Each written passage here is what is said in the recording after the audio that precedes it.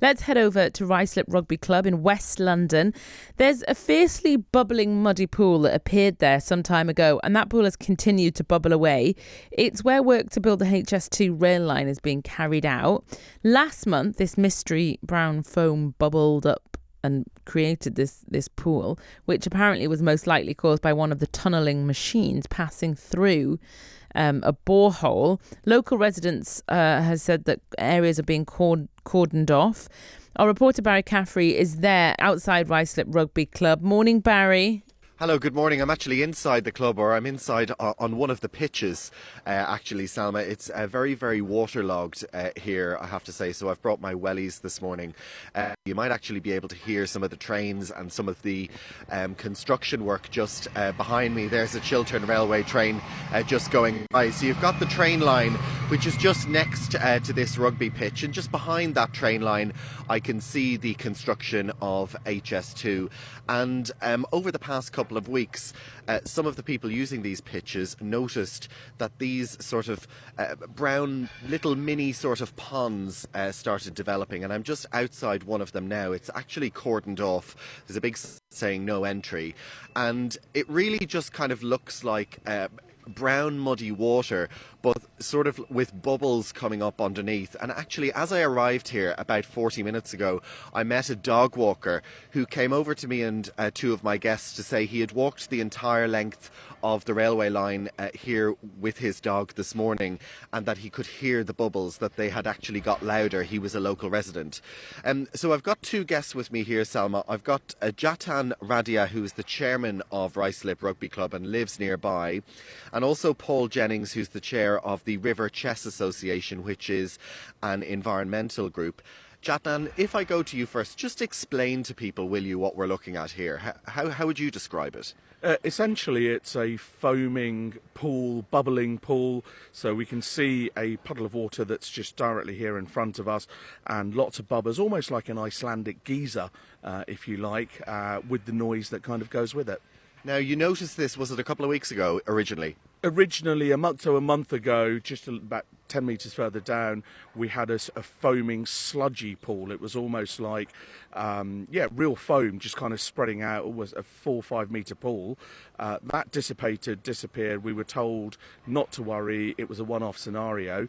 Here we are 4 weeks later, and we've got multiple bubbling pools starting to appear on the surface. That's a concern. And we should emphasise this rugby pitch that we're standing on is used by children from age 6 right the way through to adults, right? Yeah, we're a local community rugby club entirely run by volunteers. We run from the under-6s all the way through to the veterans, so boys, girls, men, women. We've probably got about 500, just over 500 playing members here every evening, every weekend. And it is cordoned off at the moment. What have HS2 or their representatives said to you? So we contacted them yesterday morning when we were first alerted. They've said that as part of the tunnelling processes, they may have hit some pockets of air which are making their way through to the surface, possibly hitting a borehole. I guess the real question is, how many more boreholes are there? Why hadn't they done the investigation to identify that these issues could happen? And ultimately for us, as it starts creeping towards the rugby pitches, our parents are naturally saying, is it safe to bring our children here? And am I right in saying originally you were told that there would be no impact on these rugby pitches? Yeah, correct. So when you look at the apex, the crossover of where the railway lines are, we were told that all the works would be on the other side of our rugby ground, and there would be no impact on the rugby club itself. The fact that these bubbling pools are now appearing suggests that they may well have miscalculated. Okay, and Paul Jennings, you are chair of the River Chess Association, which is an environmental group. How concerned are you about this, what we're looking at here, these bubbles? Well, what we see here, it demonstrates exactly what we were concerned about 10 years ago when we started talking with HS2. Our concern is where they drill these tunnels, they are putting fluids into the ground, they're disturbing the surface, and you've got an aquifer, a flowing water under there. And that's going to get polluted. And we always said that would be the case. And they've always said, well, we won't see any of this stuff migrate more than a metre, 2 metres away from the tunnel bore. Well, this is a demonstration that it does. So our concern is that this is a practical demonstration of what will be happening along all of the tunnels running through the Chilterns, and it really concerns us. And have you got any idea of the sort of, chemicals and nitrates and that kind of thing that could be in here? Well, what we'd expect there to be would be some form of cement, because they need to grout the tunnel, the liners for the tunnel. We'd also expect there's a stabilising agent called bentonite, which they put into there, which also should stabilise things. And there will be all of the fluids that will be coming from the drilling operation itself, so the water that's injected there to take away all of the fines and grouting that gets taken out by the boring equipment. And that, I'm guessing, is coming up through here. Have you had any contact recently with HS2 then yourself as a kind of a local environmentalist? We have. We've had a number of discussions with them recently. Our big discussion at the moment is HS2 are putting all of their wastewater through to Maple Lodge. It's a Thames Water run operation at just down the road from here.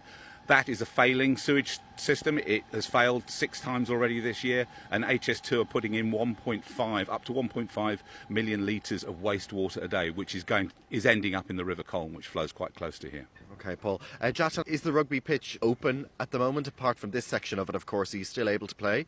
So we've asked the question of HS2. They've reassured us that there is no risk to the safety of our playing members. The pools are a little bit further back from our pitch 4. So as of today, we've been told you can continue playing. The question is, how much longer will that last?